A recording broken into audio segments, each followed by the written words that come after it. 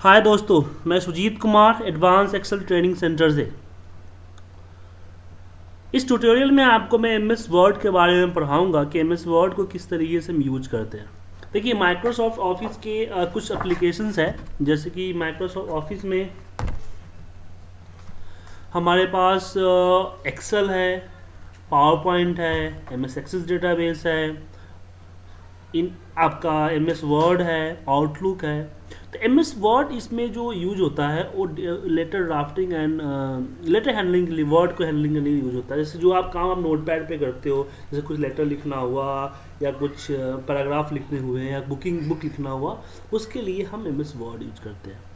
तो एक्सेल आपका अकाउंटिंग के लिए यूज होता है, डेटा हैंडलिंग करने के लिए होता है, एनालाइजिंग के लिए होता है, आपका पावर पॉइंट स्लाइड्स क्रिएट करने के लिए होता है, डेटाबेस मेंटेन करने के लिए होता है, और आउटलुक मेलिंग करने के लिए होता है। उसी तरह से वर्ड जो है, वर्ड हमारा लेटर ड्राफ्टिंग के लिए एंड वर्ड ड्राफ्टिंग के लिए यूज की जाती है। तो हम आपको सिखा रहे हैं M S Word 2013। M S Word 2013 open करने के लिए आप स्टार्ट मेनू में जाइए और आपका जो माइक्रोसॉफ्ट ऑफिस है उसमें मिलेगा, आपको वहाँ से ओपन कर सकते हैं। अगर आपके पास विंडो 8 है तो सर्च बार में सर्च कर लीजिए सिंपल सा वर्ड, तो यहाँ पे बस वर्ड आ जाएगा, उसको क्लिक करते आपका वर्ड खुलेगा। सबसे पहले चीज़ है कि जैसे कि हम वर्ड खोलते हैं, सबसे पहले हम वर्ड खोलते हैं तो वर्ड खोलते ही हमारे सामने एक विंडो आता है जिसको हम बोलते हैं टैम्पलेट्स। इसमें बने बनाए टैम्पलेट्स हैं जिसको आपको यूज कर सकते हैं। जैसे कि मान लीजिए कि आपको एक रिपोर्ट भेजना है या एक वेलकम वर्ड भेजना है या फिर एक आपको स्टूडेंट रिपोर्ट बनाना है या कोई सर्टिफिकेट देना है, तो इसमें आपको बने बनाए टैम्पलेट होते हैं, उस टैम्पलेट को आपको यूज करना है। तो जैसे यहाँ पे देखिए ये है, क्लिक कीजिए, क्रिएट कीजिए, लेकिन इसके लिए आपको इंटरनेट की कनेक्टिविटी होनी चाहिए क्योंकि ये ऑनलाइन होता है। जब तक ऑनलाइन आप नहीं करोगे तब तक आपका यूज नहीं होगा। ये बने बनाए फॉर्मेट्स होते हैं, इसमें कुछ करना नहीं है, बस नाम और बाकी चीज़ें चेंज करनी है, बाकी सारा डिटेल इसमें अपने आप आ जाता है। थोड़ा सा टाइम लगेगा क्योंकि ये डाउनलोड होता है माइक्रोसॉफ्ट की साइड से। माइक्रोसॉफ्ट अपना पूरा देखती है, वेरिफिकेशन वेरीफाई करती है, उसके बाद डाउनलोड करने देती है। तो इस तरह से आप टेम्पलेट को यूज कर सकते हो।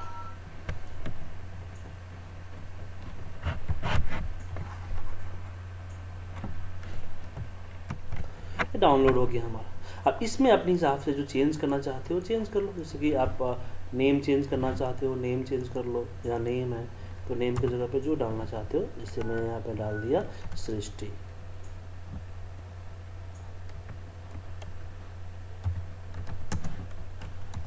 सृष्टि सिंह, टीम नेम,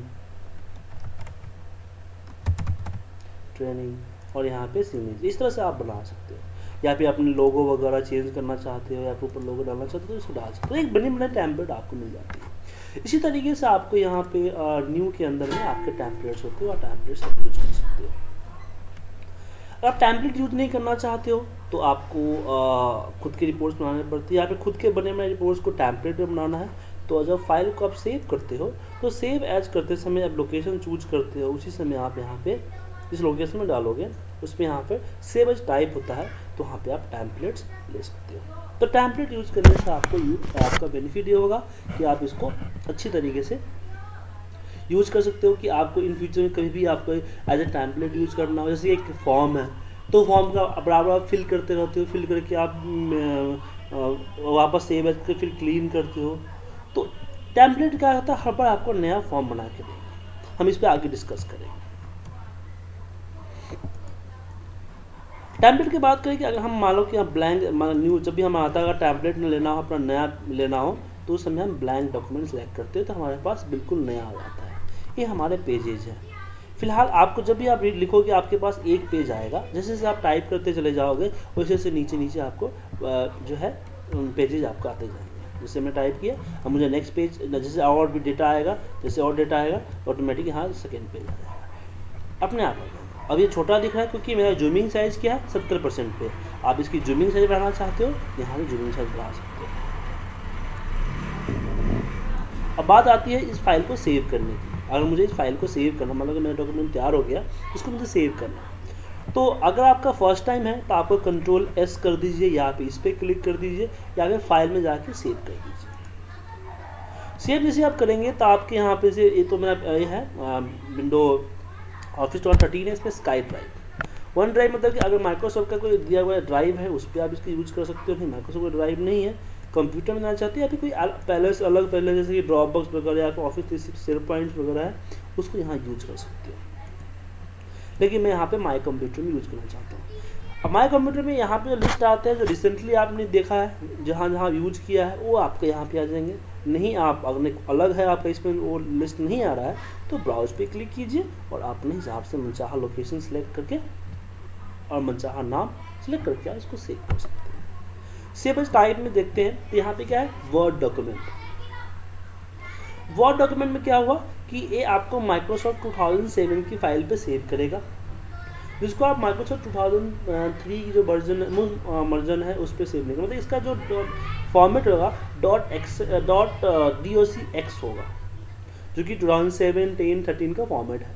इसे आप लोअर वर्जन में इसको आप ओपन नहीं कर सकते और ये माइक्रो डिसेबल होता है, इसमें भी आपने माइक्रो प्रोग्रामिंग किया है तो ये उसमें परफॉर्म नहीं करेगा। लेकिन अगर मैं माई 97 से 2003 डॉक्यूमेंट पे सेव करूं तो आपका क्या होगा कि आपका सेव हो जाएगा और ये फाइल हर जगह खुलेगा, चाहे 2007 हो चाहे 2013 हो। कुछ फीचर्स है जो 2007 ऑनवर्ड है, 13 में है, आपका 10 में है, वो फीचर्स पे एप्लीकेबल नहीं होंगे। तो यहाँ से यूज करते हैं और जो नाम आप देना चाहते हो नाम दीजिए और सेव कर दीजिए।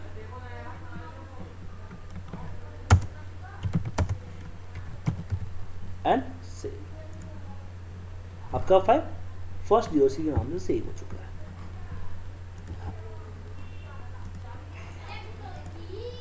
अब मान लीजिए कि आपने जो फाइल आपने अभी जो सेव किया है फर्स्ट डॉक्यूमेंट के नाम से सेव किया तो उसको आप ओपन करना चाहते हैं। तो दो तरीके, एक तो है जहाँ जिस लोकेशन में आपने गए थे सेव किया था उसी लोकेशन में जाके आप उसको ओपन कर सकते हैं, या फिर आप यहाँ जहाँ माइक्रोसॉफ्ट का जो माइक्रोसॉफ्ट वर्ड का जो हमारा ओपन होता है ओपन पार्ट से भी ओपन कर सकते हैं। ओपन पार्ट में एक तो हुआ कि यहाँ पे रिसेंटली डॉक्यूमेंट जो आपने रिसेंटली ओपन की है उसका लिस्ट आ जाएगा, मैं उस लोकेशन में जाने की ज़रूरत नहीं है। लेकिन अगर इस लिस्ट में आपको पर्टिकुलर डॉक्यूमेंट का नाम नहीं है तो आप यहाँ कंप्यूटर पे जाके और यहाँ डॉक्यूमेंट से ओपन कर सकते हैं। अपने हिसाब से जो ओपन करना चाहो उसको ओपन कर सकते हो लोकेशन से। तो फिलहाल मेरे पास ओपन करना है तो मेरे पास है तो उसको मैं ओपन कर सकता हूँ, तो मेरा ओपन हो गया। अब इसके जो रहते हैं ना इसके व्यू, अभी क्या है ये आपका वेब पेज के व्यू है। तो तीन व्यू होते हैं आपका, एक हमारा वेब लेआउट, दूसरा आता है प्रिंट लेआउट जो हम प्रिंट लेआउट जो पेज में होता है, और तीसरा होता है हमारा उसको बोलते हैं रीड। ये रीड होडेबल है कि आप इसको रीड कर सकते हैं, इस तरीके से यूज कर सकते हैं। तो तीन व्यू होते हैं, इसका यूज कर सकते हो आप।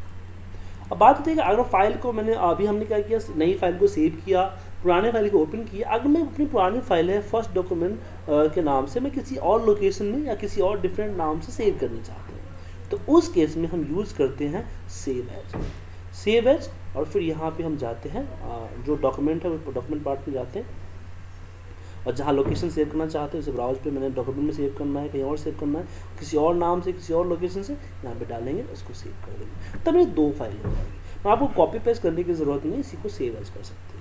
तो ध्यान रखिए, हम ओपन से पर्टिकुलर फाइल को ओपन करते हैं, जो ऑलरेडी फाइल हमने बना रखी है उसको ओपन करते हैं।